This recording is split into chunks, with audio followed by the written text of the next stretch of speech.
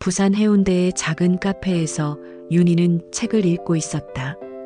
5년 전 남편을 먼저 보낸 후 혼자 살아온 그녀에게 이 오후의 햇살은 유일한 위로였다. 실례합니다. 혹시 그 자리에 앉아도 될까요? 고개를 들어보니 단정한 체격의 남성이 서 있었다.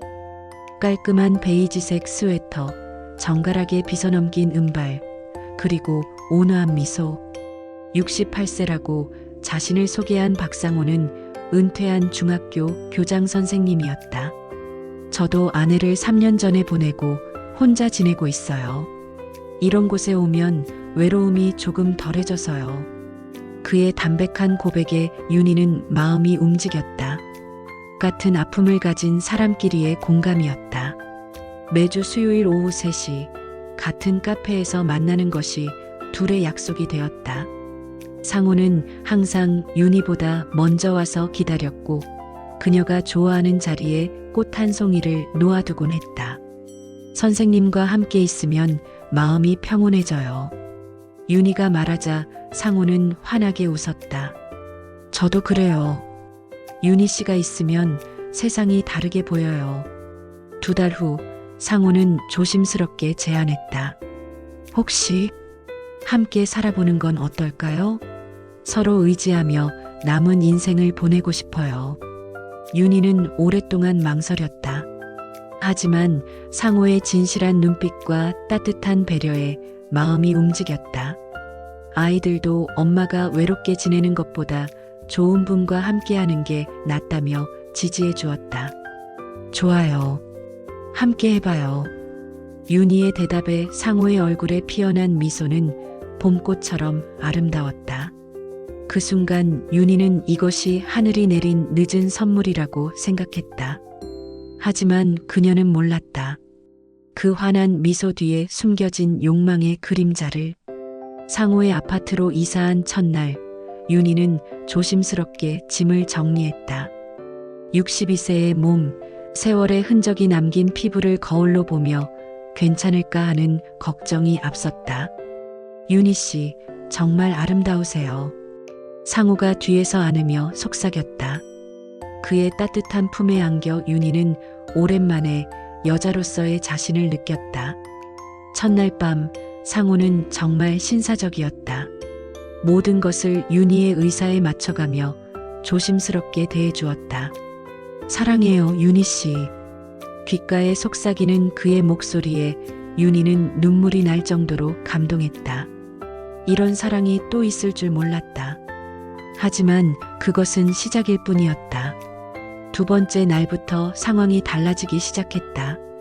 아침에 일어나자마자 점심 후 낮잠 시간에 저녁 식사 후에 상호는 끊임없이 잠자리를 원했다. 오늘은 좀 피곤해요. 윤희가 조심스럽게 말하자 상호의 얼굴이 순식간에 굳어졌다.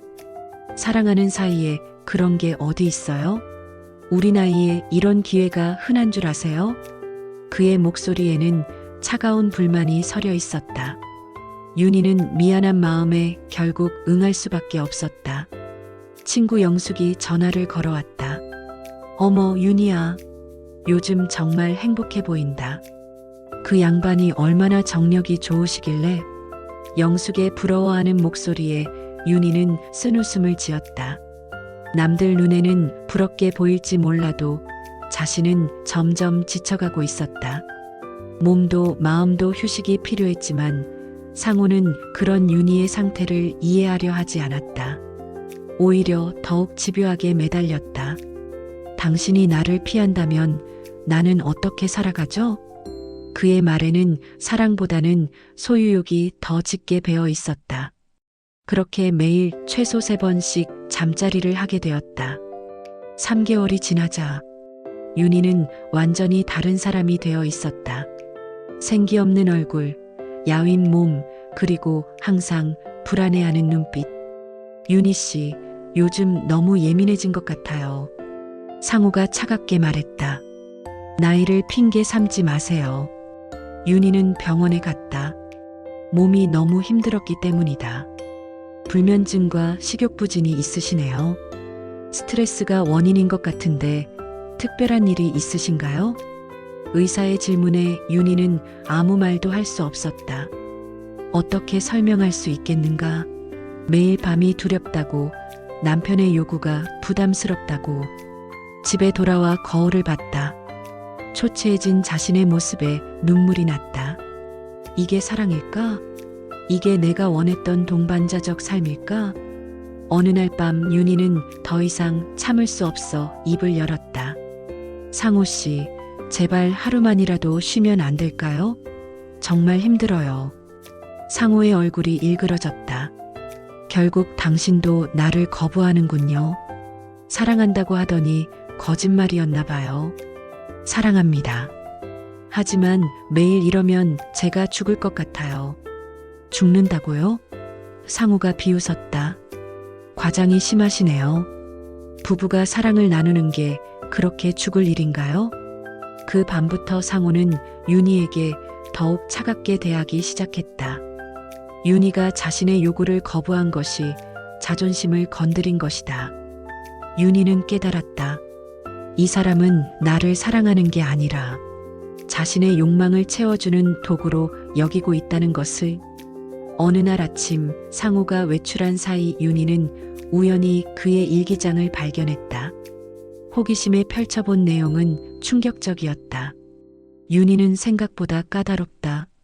나이가 들면 더 순종적일 줄 알았는데. 하지만 포기할 수는 없다. 이제 와서 혼자 살 수는 없으니까. 요즘 윤희가 자꾸 피하려고 한다. 이런 식으로 나갈 수는 없다. 좀 더 강하게 나가야겠다.